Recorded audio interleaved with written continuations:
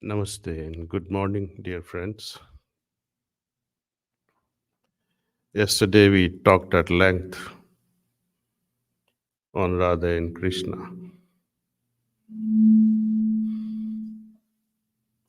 Today I would like to emphasize the importance of meditation, why we meditate. Because often people they say, "What are you doing? Closing your eyes, wasting your time." I'll take you back to 7,000 years back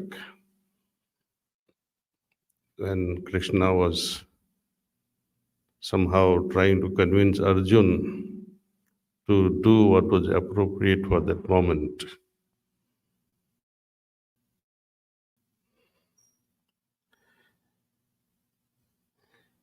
He suggested that every living being, the human or an insect, everyone seeks comfort, happiness.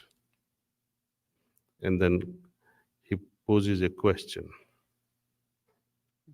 Bhagavad Gita is all about questions and answers, dialogue.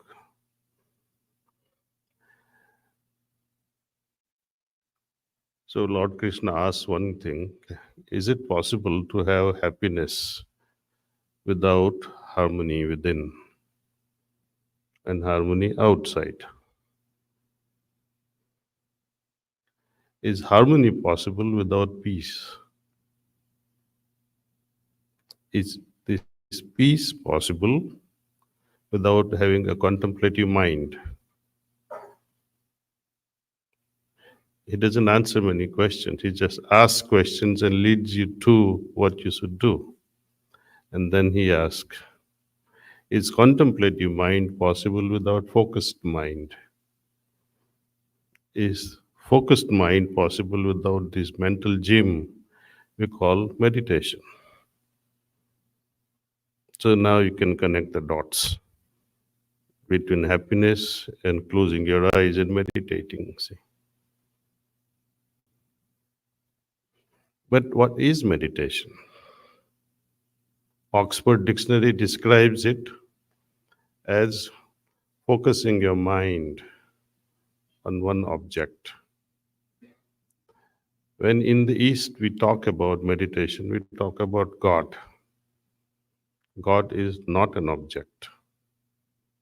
So that definition, according to Eastern tradition, is wrong. It's loosely translated word, meditation, for convenience sake. The original Sanskrit word is dhyan. And if you split this word, etymologically speaking, it has two roots. One is dhi, another is yan. Dhi is ultimate wisdom. Yan means vehicle. Vehicle through which you can attain ultimate wisdom. That very process is called dhyan. Arriving at ultimate wisdom, is that the destination? No. We gain that level of consciousness to do something in this world. Forget the afterworld for a moment. If we don't lead a right lifestyle here, that wrong lifestyle will continue even after.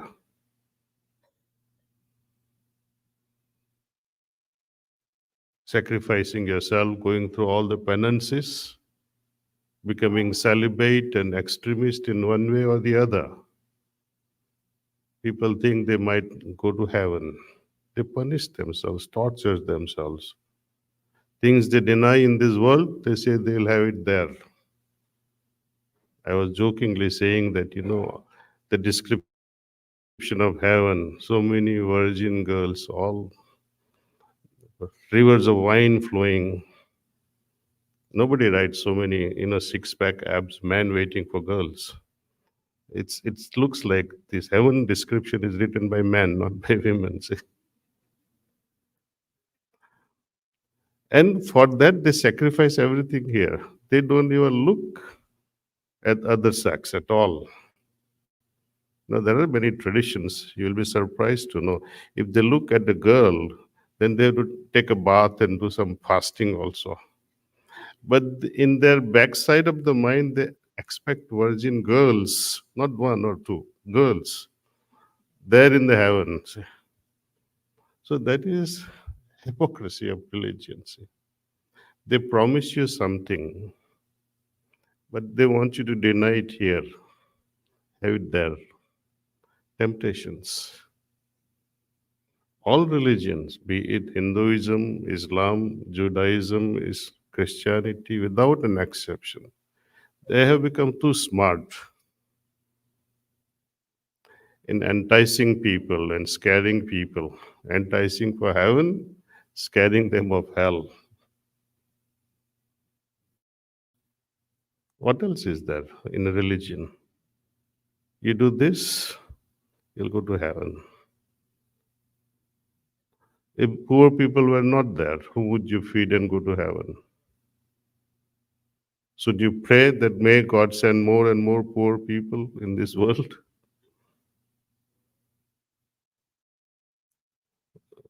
So we have understood the importance of religion in a very topsy-turvy way.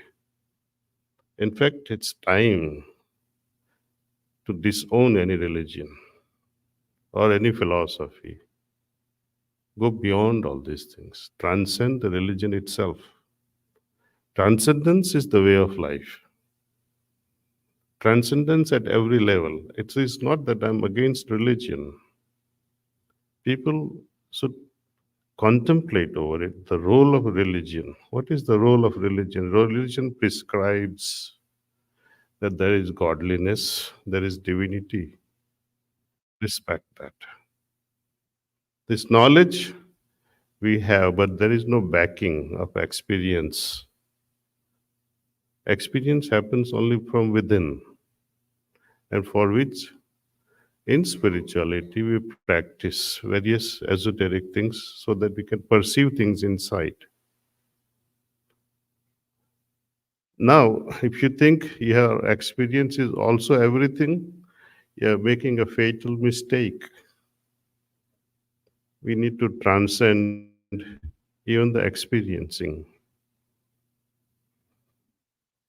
Let me explain what it means, because when I tell I experience godliness, I experience divinity, my job is done, I have arrived home. No, you have just begun the journey. How so?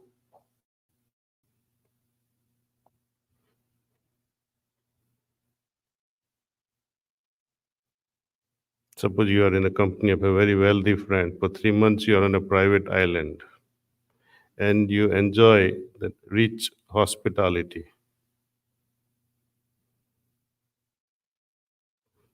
You are experiencing something great. But in heart of your heart, you will always feel, I wish I was also as rich. So experiencing can be great, but becoming that rich individual is a different thing. See. Divine experiences are also great, but to become divine is another matter altogether. So knowledge should lead us, or it should inspire us to, ये थोड़ा light कम कर देगा. Knowledge should inspire us to experience what I have inherited in the form of belief. And then, having experienced that thing, I must become that very experience. Divine experience leading me to become divine myself. And having come to that level, blissful state, now it is incumbent upon us to, and you will know it also in your heart that this is also too much. Let me let go of it. Because bliss too becomes a burden. Hindus, they talk of Satchitanand to its highest, as if nothing exists after that. But that's again a mistake because having attained such a blissful state, you think you have arrived home. No, it is only preventing you. It is imprisoning you in a state of bliss. It shackles you with bliss. Break those and go further into absolute void from which everything arose in this creation. That absolute balance. So, that is the purpose of spirituality, not to stay where we begin. Let there be many beginnings in life. Begin in religion, okay. Worship whatever form you want to worship. They're like stencils. When we were children, we used to write with stencils, alphabets and numbers. But we don't go to college with stencils, packing it in our school bags, or people will laugh at us. Religion it has served the purpose of making us think that yes, there is Radhe, there is Krishna, there is Lord Jesus, there is Buddha like personalities. I need to become like them. They are the examples, beacon lights. And all of them has one common thing. At the epitome or at the apotheosis, when they flowered completely at the pinnacle of their consciousness, you can call them as spiritual flowers. India, they call it lotus, fully bloomed lotus. That's why Lord Krishna is also described in some way as Kamalesh, borrowing my name, right? One who has mastered this lotus, meaning gone beyond it. Absolute flowering of that spirituality, going into reality, to bliss and to void.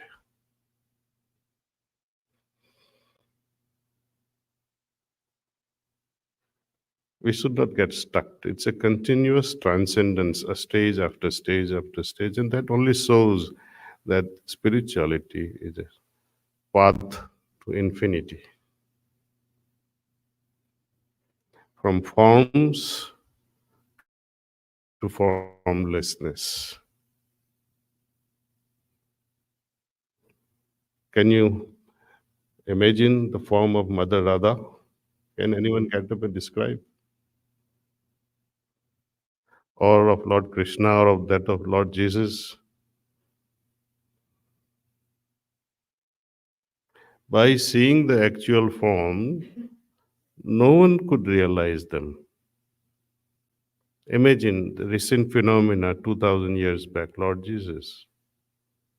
People who were rubbing shoulders with him actually crucified him, killed him.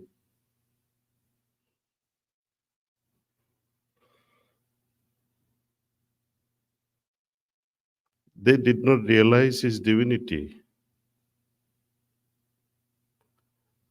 Seeing the real form, still they deprived from experiencing his divinity.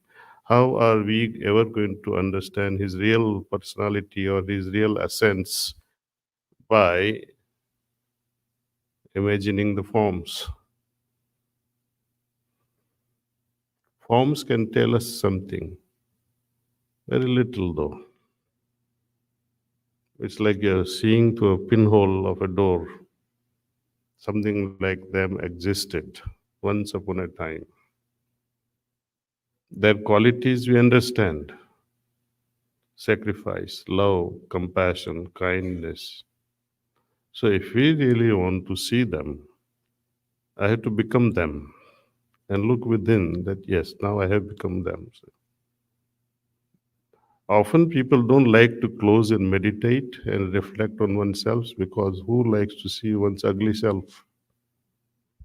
They like mirror, mirror on the wall, and you see your ugly self and you want to break the window or break the mirror. Breaking the mirror is not going to become beautiful. Not looking in also. Looking in should tell me where all I need some corrections. If you can listen to your heart and make adjustments, then it's the best thing. All these lovers of Krishna, I am also a lover of Krishna.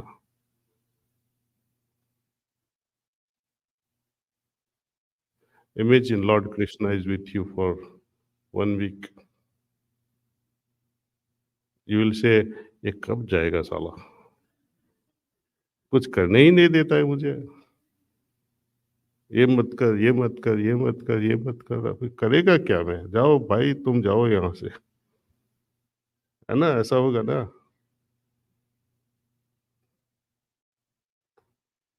Because we are all like Duryodanas today. You will tell Krishna, look, you are all right. I do believe you are right. I can't help myself. Janami dharmam nachame pravritti. Janami adharmam nachame nivritti. And that's all we are. Krishna's come and go. Rama's come and go. Many Jesus will come and go. We'll remain the way we are.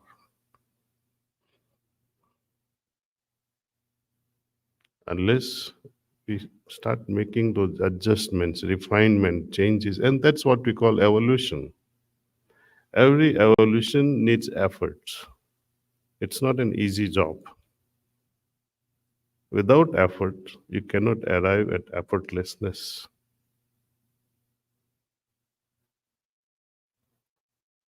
Until everything becomes effortless, you cannot enjoy. Imagine you are driving and the first day of training remains all your life. Your father telling you, you idiot, you don't know how to brake a car, you are jerking the car, isn't it? You're going too fast. If that first day of memory remains all your life, driving a car will become pain. It must become effortless. And that effortlessness is the product of your all efforts. Meditation. It can remain effortful, but a time comes we become meditative 24/7. Unless and until we meditate for a few minutes every day, that meditative state of mind cannot arrive. It can never be arrived at. And without meditative mind, you cannot have a creative mind. If you see the lives of all these great scientists, for example, Sir Isaac Newton, what was he doing when he realized the principle of gravitation? He was relaxing under the apple tree. Relaxing here is important. See. Apple fell, and he said, why didn't it go up? Question arose in him, and there was gravitation. Mrs. Einstein's number one problem for her. Moment Einstein goes in the bathroom, God knows when he'll come out. He would sit in the bathtub for 2 hours making his notes. And by the way, he was completely vegetarian. Madame Curie, it was her composed mind, calm mind. You know the revolution in organic chemistry, Kekule's benzene structure. How did he discover? In a semi-sleep state, when he was dreaming, it arose in him in that state of consciousness. Snake, mouth of a snake, capturing the tail of another snake, the mouth capturing another, and that's how the 6-carbon structure came. And that changed everything, see.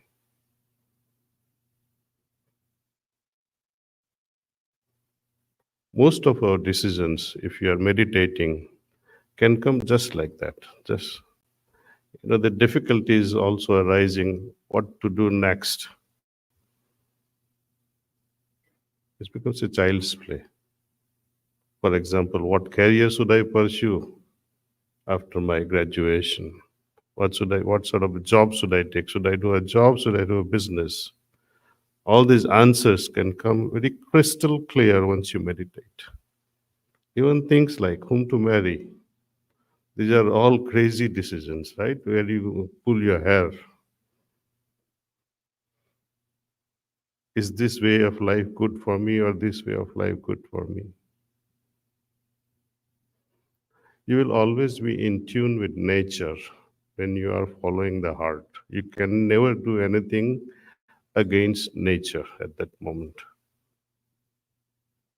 So, meditation, arriving at that calm mind, to a creative mind, to a discerning mind. Discerning mind tells you what to do, what not to do, especially what not to do. Life can be beautiful, say. Forget God realization for a moment, or state of salvation or liberation. Let's not worry about it. Give it to God.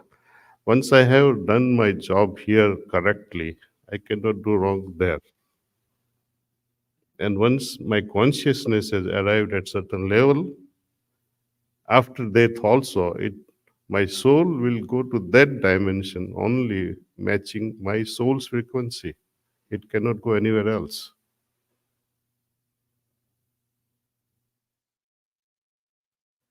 So I encourage all our friends here, please, please, please meditate.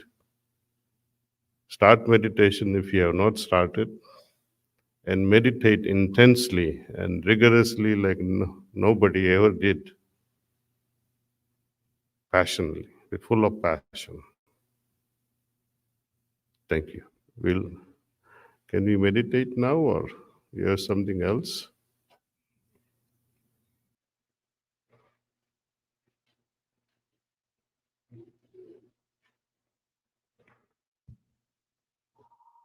So, dear Daaji, will take some questions if anyone has any questions.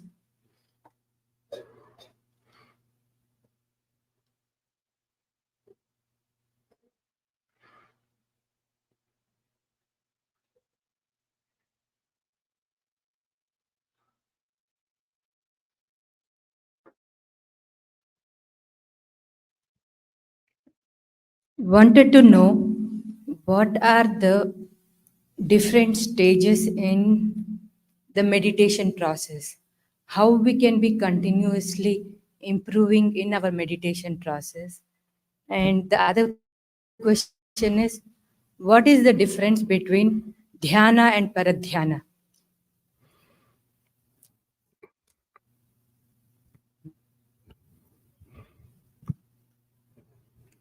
To me, theoretical questions really doesn't lead us anywhere. What are the stages of dhyana or meditation? If I describe that, how will you ever benefit? I like to see that you experience each stage. Once you are at one stage, automatically another stage opens up. So experience it yourself, because all these meditative states are difficult to describe in words. When I say I had a lovely ice cream, how will you know unless and until you had the same ice cream before? And if you had the same ice cream before, why should I describe it to you now? It's all useless discussions. And about your second question, dhyan and paradhyan, I have not heard this before. Maybe you can enlighten me on that.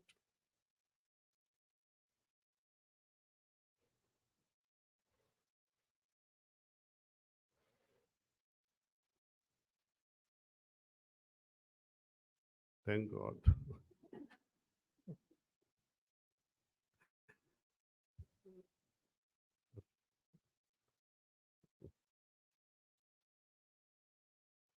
Mm.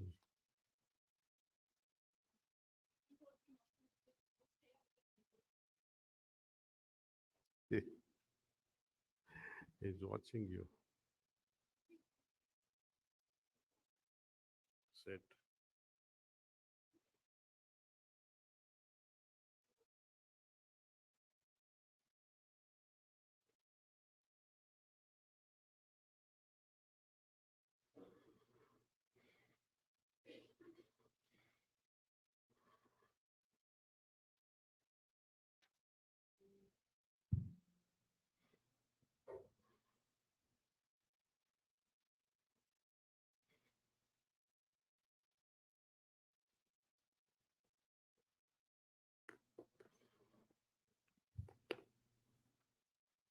Um, Hi, Daaji.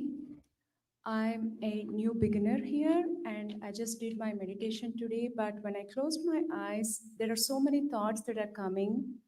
So I don't know, like if I need to purposefully forget about those thoughts and still continue to focus on my on the light in the heart or maybe in my temple area, or how do I make sure that I don't have these thoughts when I close my eyes?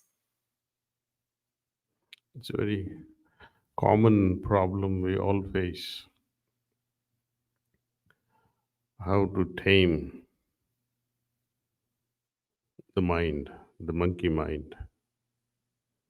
Moment you start forcing yourself and say, mind, please don't think this.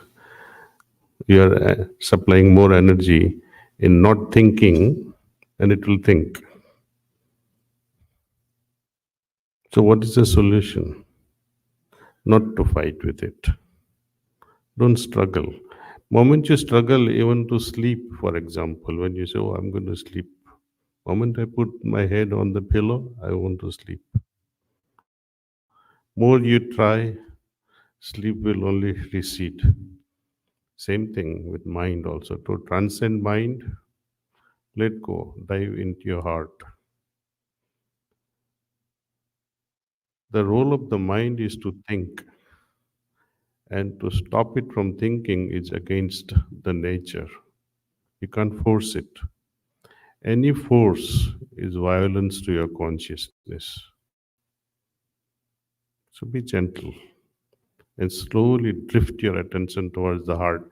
Purpose heart is we focus on the heart in order just to perceive things, to feel with our heart.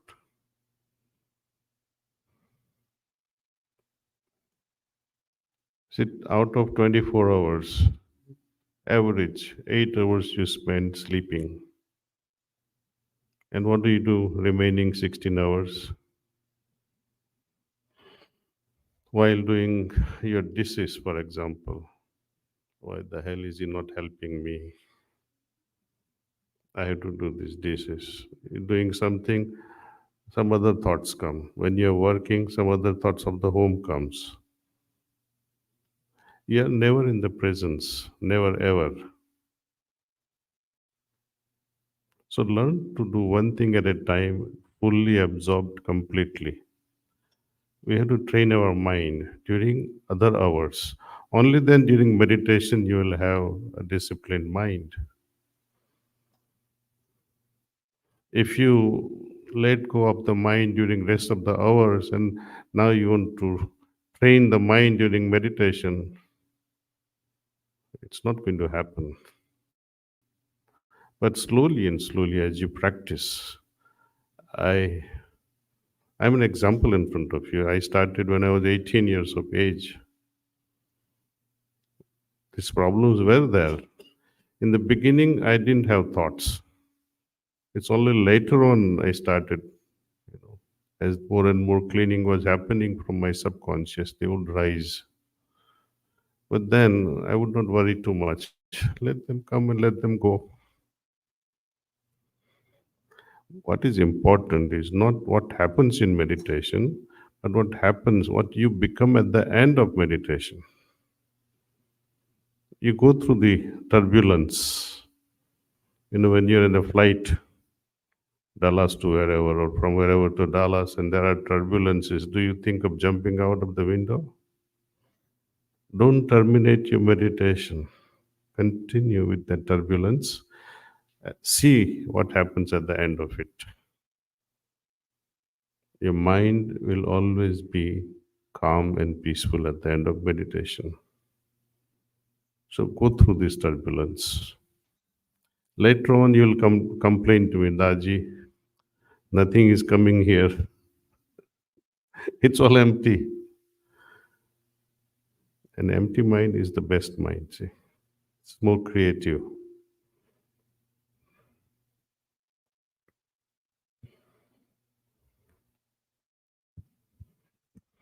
Namaste, Daji.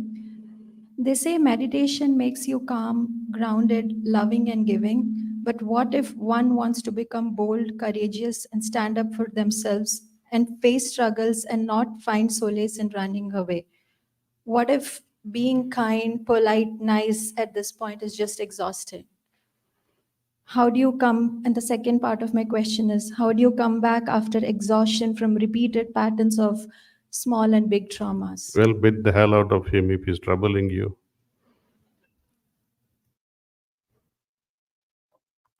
You see, we don't follow this Lord Jesus principle that if someone hits you on one cheek, you offer the other cheek. No. You have to go offensive afterward. If someone troubles you, you just don't take that BS. Become aggressive. Don't let anyone take advantage of you.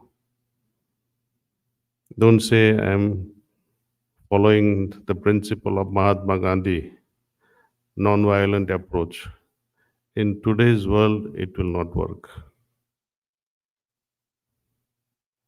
Pretend to be angry, pretend to be violent, but you're not violent. I'm saying pretend. Did you see the Ronald Reagan therapy? He said we have Star Wars and Russia cool down. Say, we didn't have anything. You can always say, I got some secrets of you, my dear. I can expose you. You have no secrets, but don't be troubled. This is generic.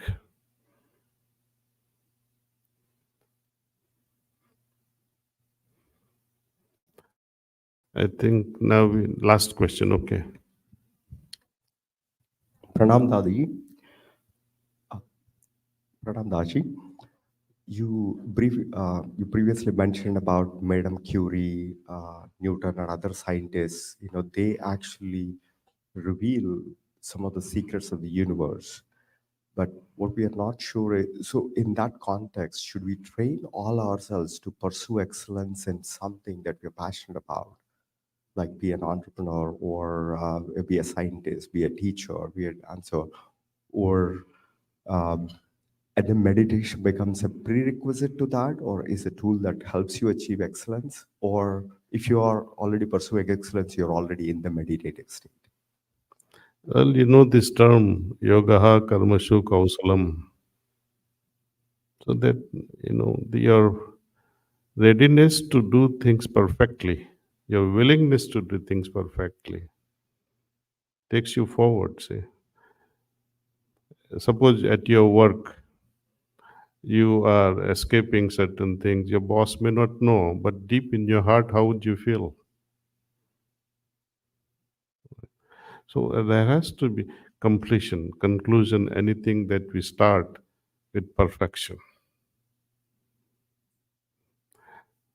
This tendency to perfect our work will come only when you are proud of yourself. It's a positive use of your ego.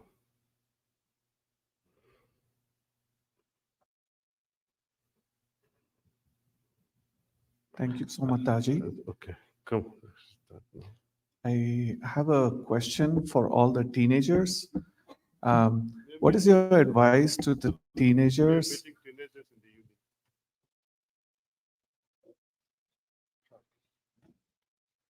There is a meeting for teenagers in the evening, so we can hold that question.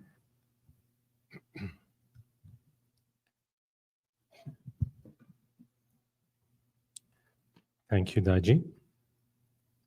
We are gathered here today to explore and celebrate the profound impact of yoga in our lives. It is my honor to invite to the stage Urmil Shah, the coordinator for the Heartfulness activities in the Dallas-Fort Worth area, to walk us through the Yoga for Unity initiatives in Texas.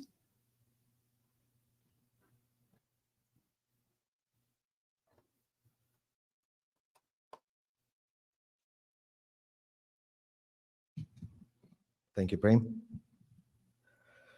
Respected Daaji and esteemed guests. Oops. That was quick. Can you hear me? Okay.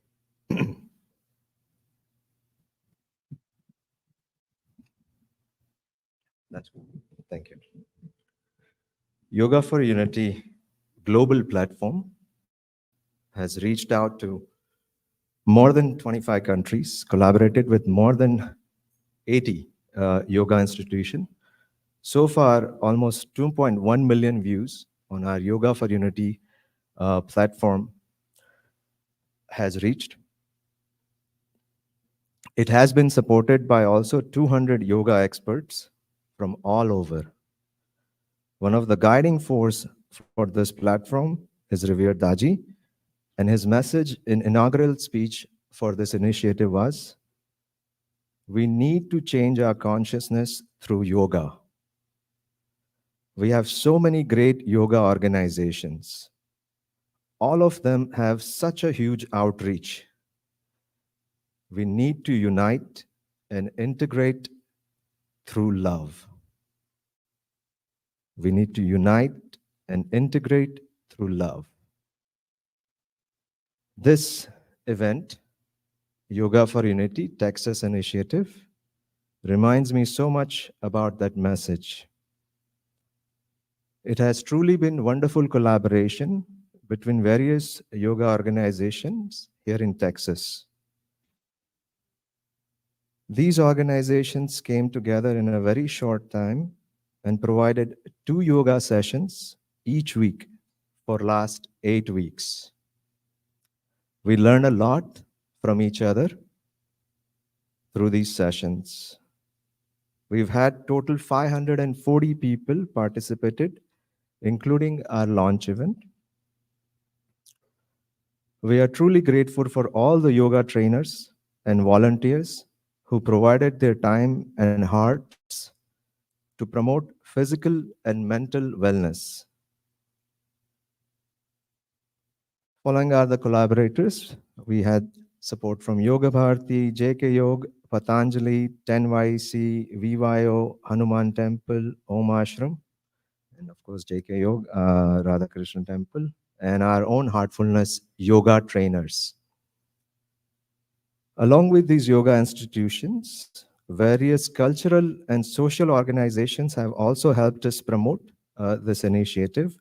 Good amount of them are here, and we are truly thankful. A very special thank you to our public officials who are in presence and community leaders for supporting this initiative.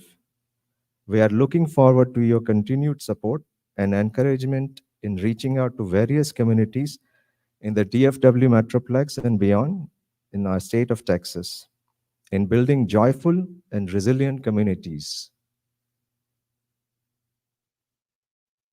I would like now to recognize our Dallas County Commissioner, Andrew Summerman, who also goes by Andy. One of Andy's priorities is public health care services, including mental wellness. We are honored to have Commissioner Summerman and his wife grace this event. I now request Commissioner Summerman to share his thoughts, please.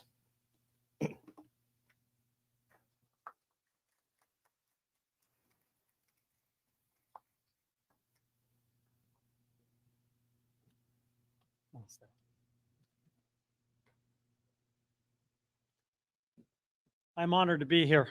Daaji, thank you for allowing me to have a few moments to speak. And thank you all for allowing me to come here and speak to you all. You know, as you come out of meditation, meditation, I'm told that you sometimes have thoughts, some ideas, perhaps even a moment of brilliance. And as I was sitting here coming through out of my meditation just then, I had a brilliant idea. And it went like this. What if in the middle of commissioner's court, when I'm fighting with my colleagues, I could throw a flag that looks like one of those that you use at sports and say, 5 minutes break, we're all going to meditate for 5 minutes. It'd be great, wouldn't it? As I think about spirituality, I have to turn to my mother, who was a spiritual woman from the beginning to end. She would always have good quotes and good ideas for us. She suggested that advice was a way of transcending time to allow us to go beyond our own experiences, to learn from those of the past. And she always had great ideas. She was an archaeologist. She would go and dig in various countries. She would try and unearth the knowledge of prior cultures. She went to many different countries to be able to learn. She went to Israel and India, China, Peru, Greece.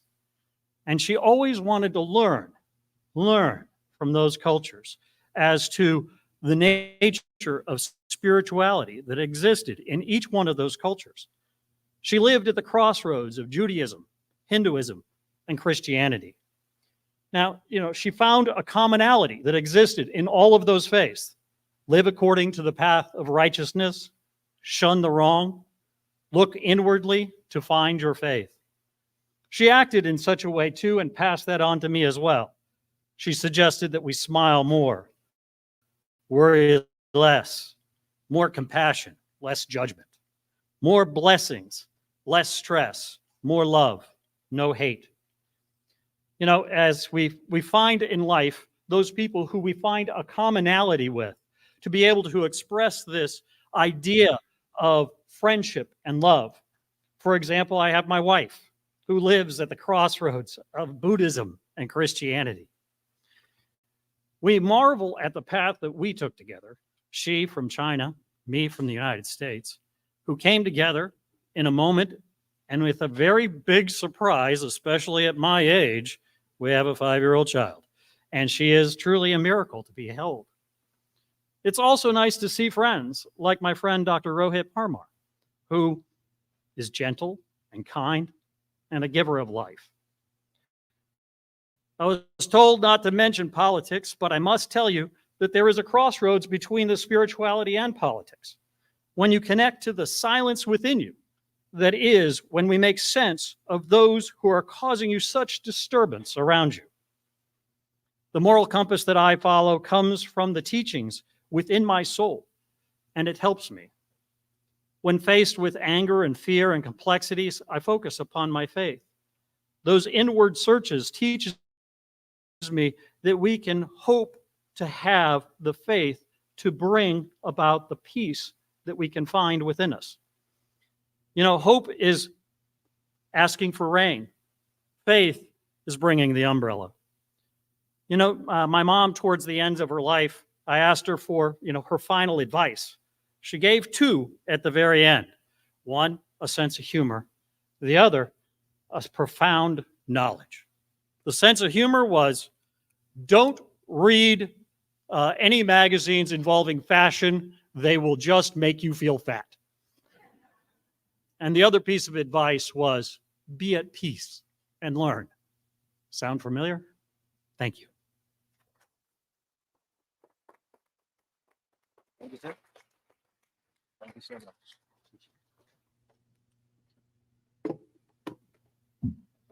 Thank you, Andy. This was wonderful talk. Now, I would like to recognize County Commissioner Susan Fletcher. She's been serving for last 30 years this community. Susan supports and encourages various initiatives.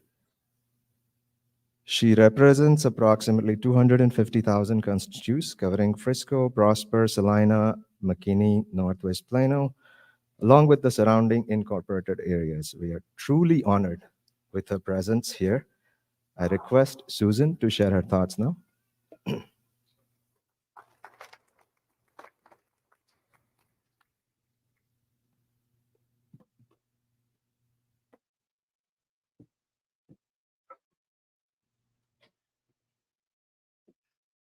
Thank you so much for having me here today.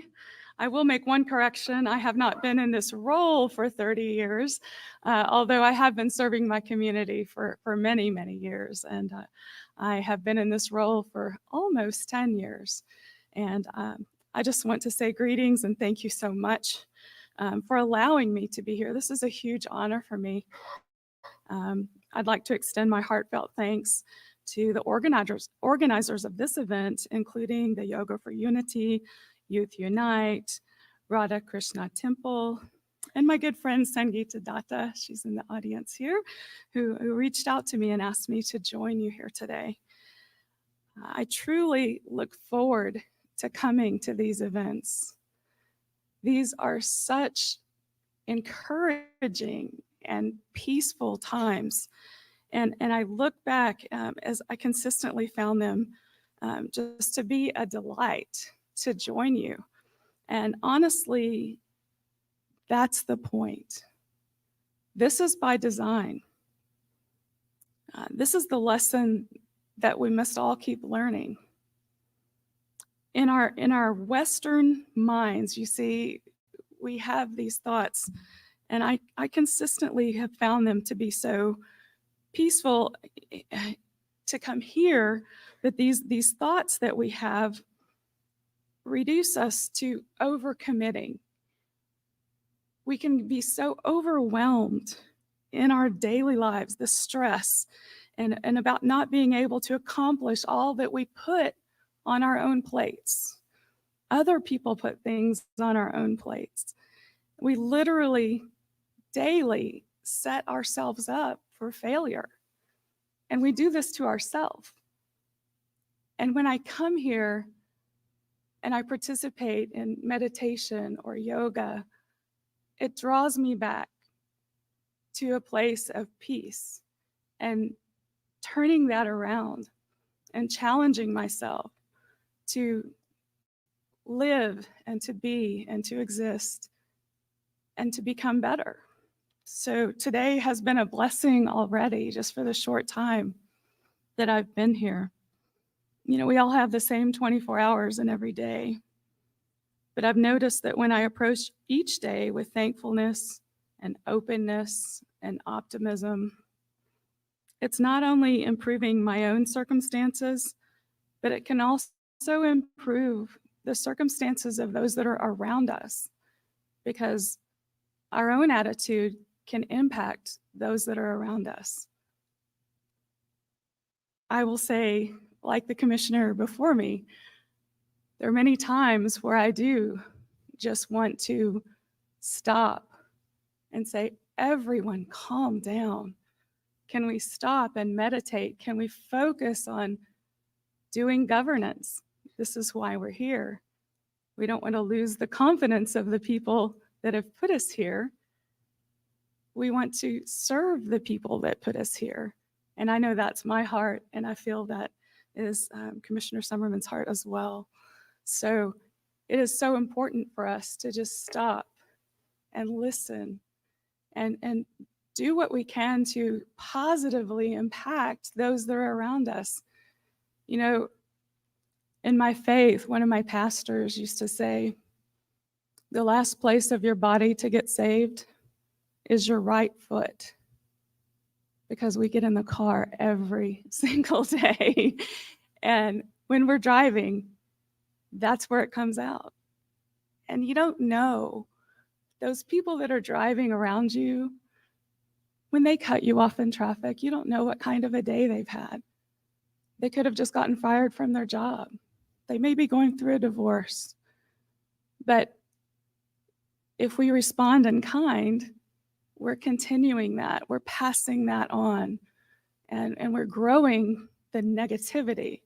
But I try to live each day in a way that if I can just give a smile, if I can help someone, if I can encourage someone, you can be that change.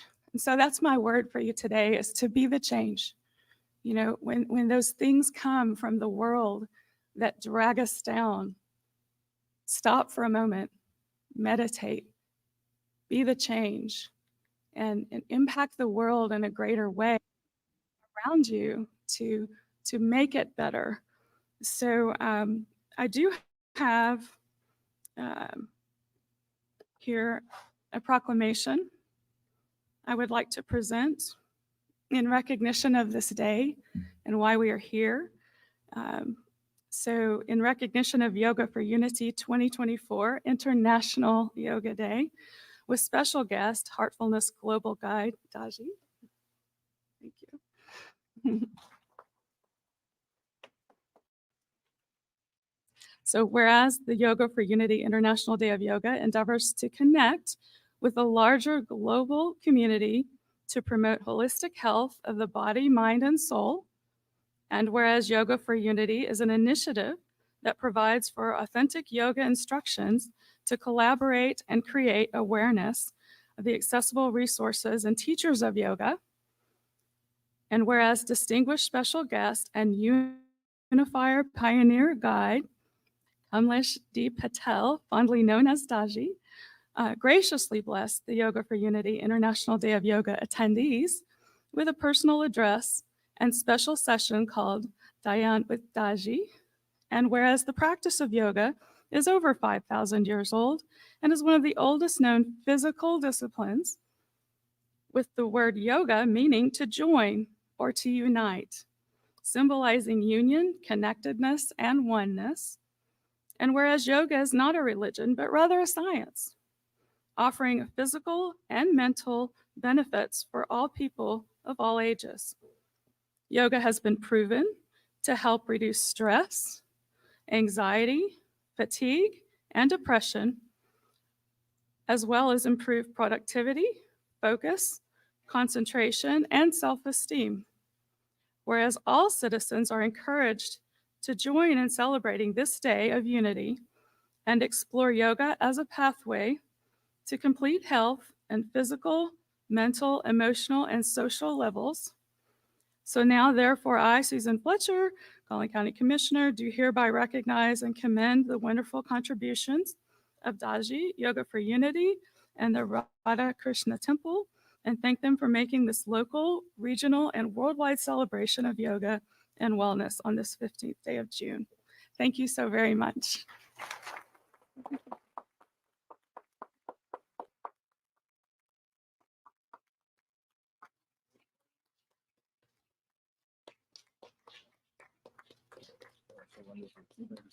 I have additional copies for the organizers. Thank you.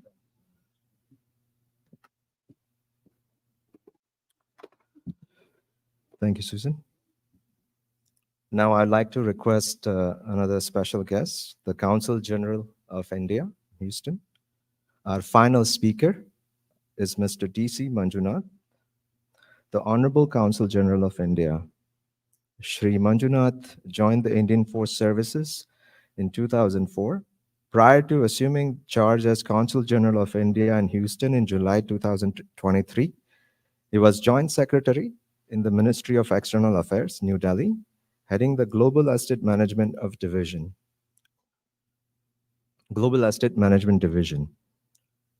He has played a significant role as part of the team which got the International Yoga Day resolution adopted at the UN. Now I request Shri D.C. Manjunath to share his thoughts.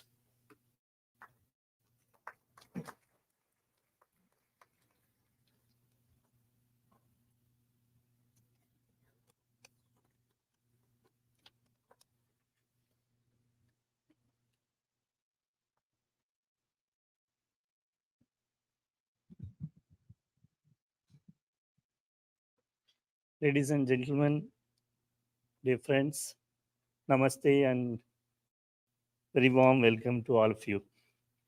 It is my pleasure to join all of you to celebrate the 10th International Day of Yoga, an event that resonates deeply with the heart and spirit of India. I must say that as Indian Council General. I extend my appreciation to Heartfulness Yoga and all the other organizations who have come together to put up this beautiful event to celebrate the International Day of Yoga. I would like to particularly thank Padma Bhushan Sri Kamlesh Patel Daaji for his presence here in Dallas. His dedication to the practice and teachings of yoga, especially the Sahaja Marg of Raja Yoga meditation, has inspired countless individuals worldwide. We are deeply honored to have him lead a special session today, and I'm certain that his wisdom and insights will enrich our understanding and practice of yoga. I'm also aware that he was recently in Guyana, where he also met the country's president and other leadership and some of my friends there. Friends,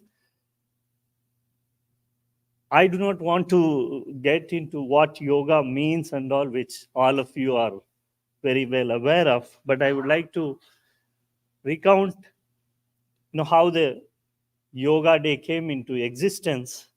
10 years before, in September 2014, during his first speech in the United Nations General Assembly in New York, Prime Minister Sri Narendra Modi proposed June 21 to be declared as International Day of Yoga, choosing this specific day, 21st June, because it was more or less the summer solstice, the longest day in the northern hemisphere every year.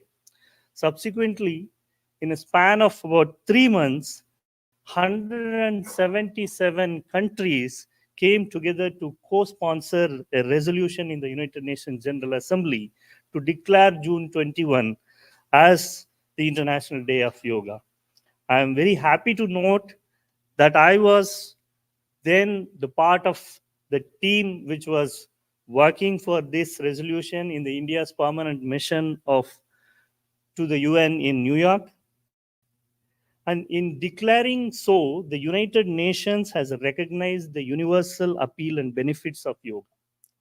Since then, every year, June 21 is being commemorated all over the world as the International Day of Yoga, with the first International Day of Yoga being celebrated in 2015.